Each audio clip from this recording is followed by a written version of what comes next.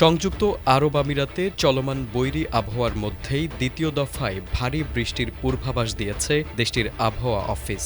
সম্প্রতি সময়ে পরিস্থিতির আরও অবনতি হতে পারে বলে আশঙ্কা করা হচ্ছে। বিশেষ করে পশ্চিম দিক থেকে ঘনীভূত মেঘপুঞ্জ আল ধাফরা ও আবু ধাবি অভিমুখে অগ্রসর হওয়ার প্রবল সম্ভাবনা রয়েছে, যা জনজীবনে প্রভাব ফেলতে পারে। আর তাই রেড অ্যালার্ট জারি করেছে দেশটির স্বরাষ্ট্র মন্ত্রণালয় ও পুলিশ বিভাগ।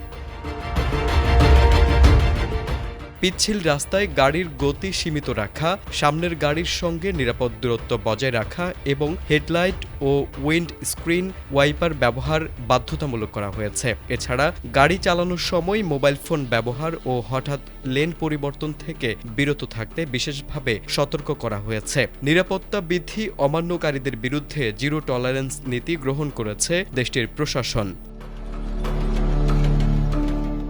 নতুন নিয়ম অনুযায়ী বৃষ্টির সময় বিপজ্জনক ওয়াদি এলাকায় প্রবেশ করলে ২,০০০ দিরহাম জরিমানা এবং ৬০ দিনের জন্য গাড়ি জব্দ করা হবে। এছাড়া প্লাবিত এলাকায় ভিড় করলে এবং উদ্ধার কাজে বাধা দিলে ১,০০০ দিরহাম জরিমানা সহ ট্রাফিক ব্ল্যাক পয়েন্ট সংযুক্ত করার মতো কঠোর শাস্তির বিধান রাখা হয়েছে।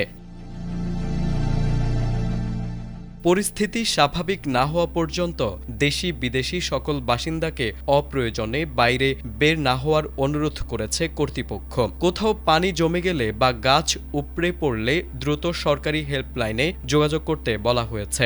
মূলত সরকারি নির্দেশনা মেনে চলে জানমালের নিরাপত্তা নিশ্চিত করাই এখন প্রশাসনের মূল লক্ষ্য।